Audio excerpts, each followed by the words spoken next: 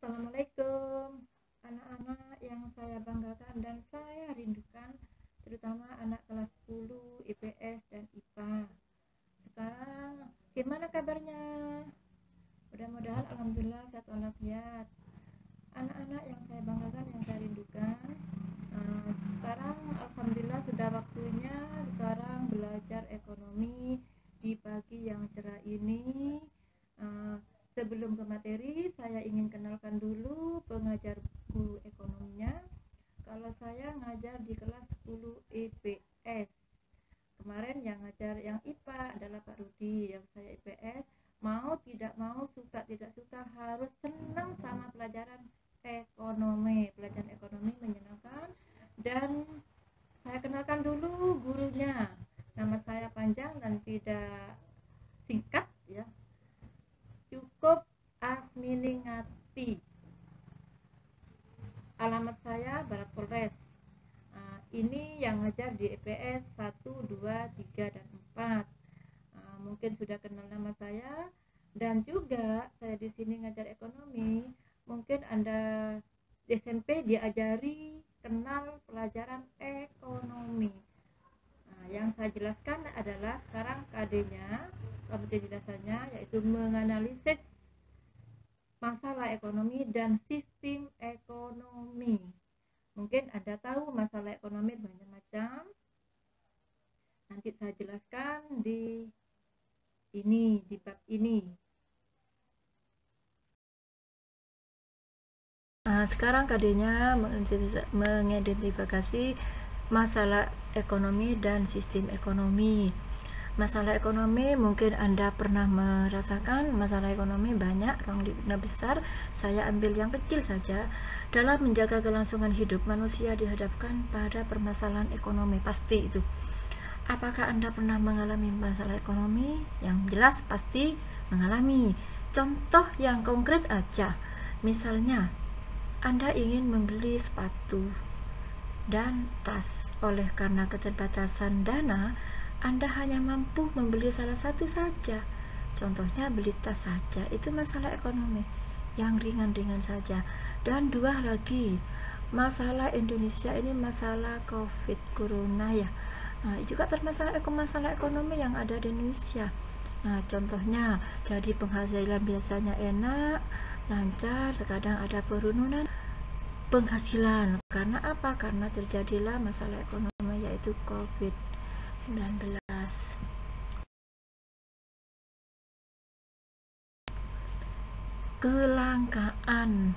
Kelangkaan dalam bahasa Inggrisnya scarcity, yang artinya kesenjangan antara sumber daya ekonomi yang terbatas dan jumlah kebutuhan hidup yang tidak terbatas. Kelangkaan timbul karena kebutuhan manusia terus-menerus bertambah. Akibatnya sumber daya yang ada tidak cukup untuk memenuhi kebutuhan hidupnya. Contohnya begini, di POM, coba lihat di POM itu banyak yang antri sepeda motor, banyak yang antri. Kenapa? Karena dia butuh bensin, semuanya ngantri.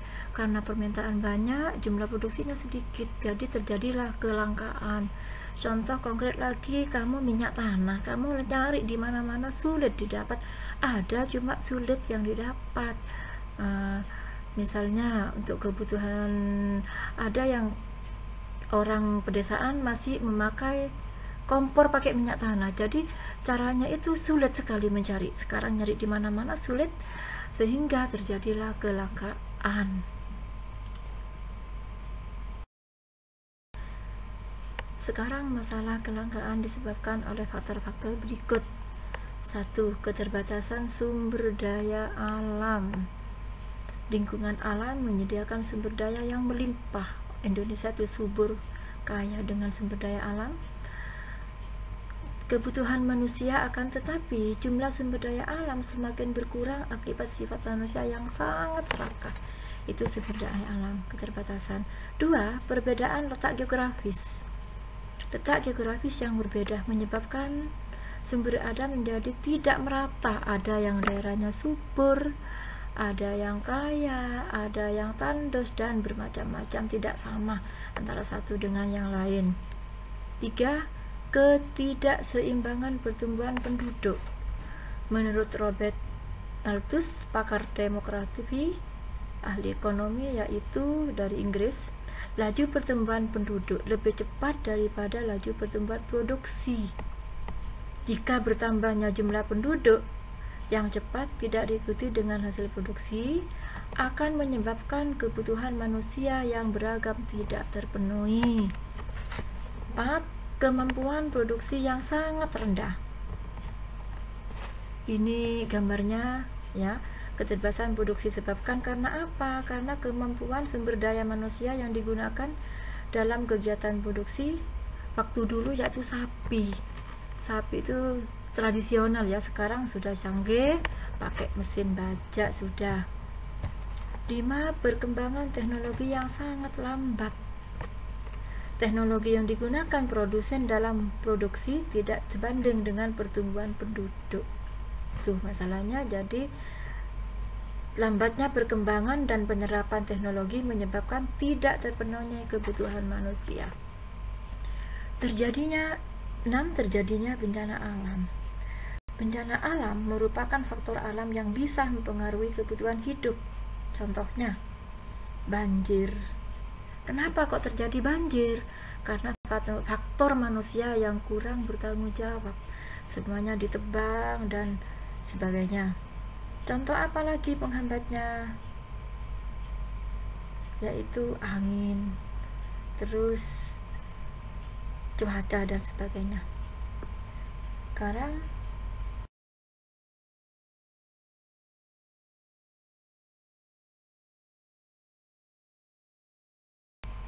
cara mengatasi kelangkaan. Kelangkaan 1. Memanfaatkan sumber daya secara bijak. Artinya, dengan bersikap bijak dan peduli, kebutuhan manusia dapat terpenuhi hingga tercapai kepuasan yang optimal. Itu nomor 2, membuat skala prioritas kebutuhan. Artinya, kamu nyari prioritas yang pertama dulu, yang paling penting. Contoh skala prioritas. Kamu sekarang sekolah, butuh buku dibandingkan butuh mainan. Kamu milih yang mana? Milih yang skala yang penting dulu, skala prioritas. Contohnya buku, laptop, HP dan sebagainya. Tuh, skala prioritas. 3. Menemukan sumber daya alam yang alternatif. Ini contohnya ya, ini biasanya anak IPS ini dan anak IPA pinter-pinter. Contoh, biogas dari kotoran hewan dapat menjadi alternatif pengganti gas LPG, bisa dipraktekkan biar ngirit, efisiensi. Terus dan sebagainya ya, dan sebagainya banyak ini. Terus 4. Mengelola keuangan secara efisien. Mengelola uang secara efisien dapat menghindari Anda dari perilaku konsumtif. Kamu memegang uang secara efisien dan pakai prinsip ekonomi. Bagaimana prinsip ekonomi? Pengorbanan yang sekecil-kecilnya untuk mendapatkan hasil yang sebesar-besarnya. Hemat pangkal kaya yang hemat sehingga tidak terjadi perilaku konsumtif. Apa perilaku konsumtif? Yaitu berfoya-foya, membeli barang yang tidak skala yang tidak begitu penting gitu. Itu konsumtif.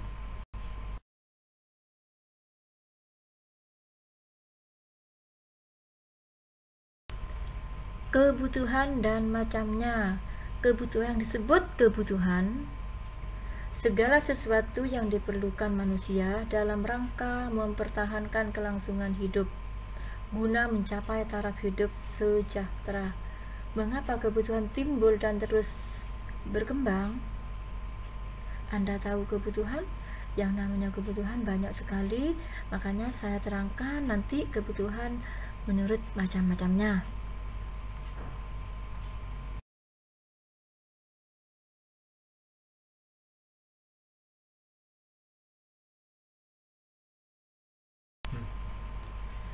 Kebutuhan menurut intensitas kegunaannya. Di sini adalah kebutuhan primer, sekunder, tersier. Kebutuhan primer saya satu-satu menjelaskan. Kebutuhan primer, kebutuhan yang paling utama dibutuhkan oleh manusia. Apa yang paling dibutuhkan? Contoh, makan, minum. Itu kebutuhan yang paling pokok dibutuhkan oleh manusia, baik orang kaya atau orang miskin, sama. Itu primer.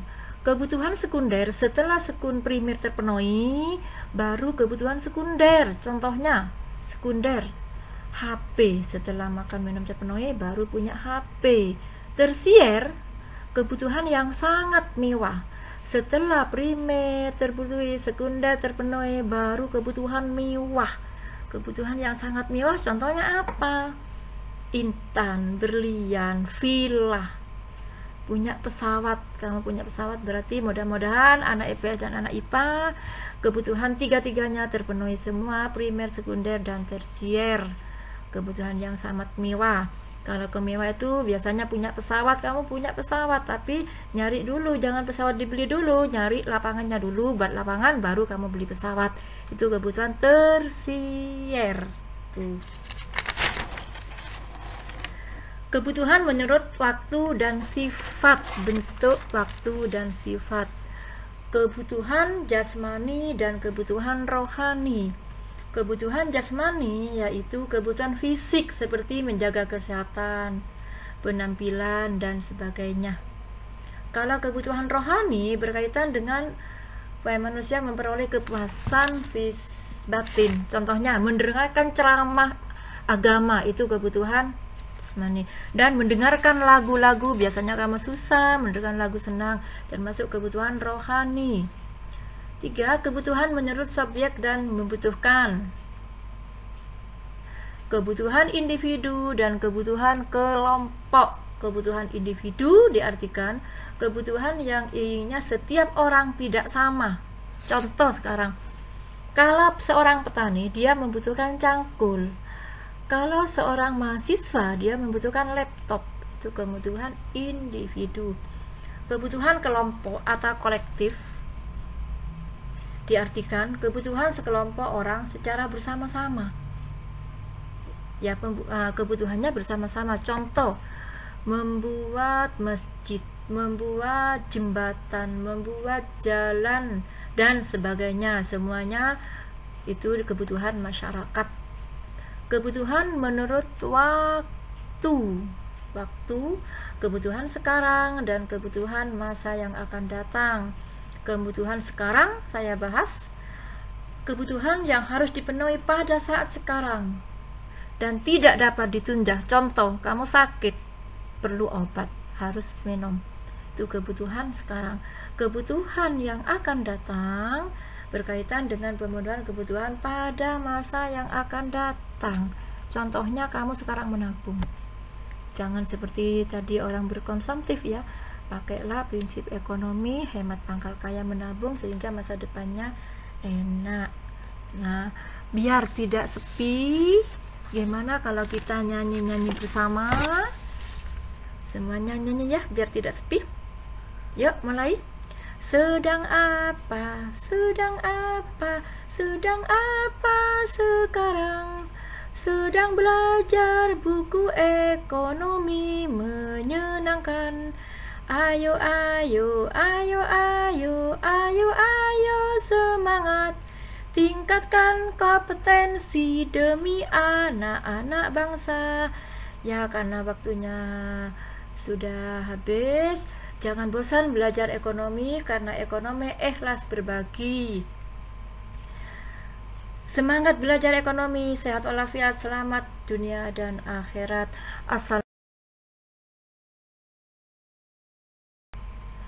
Mungkin dari materi masalah ekonomi ada pertanyaan, silakan kamu ke YouTube ditanyakan di situ. Terima kasih, sampai ketemu lagi.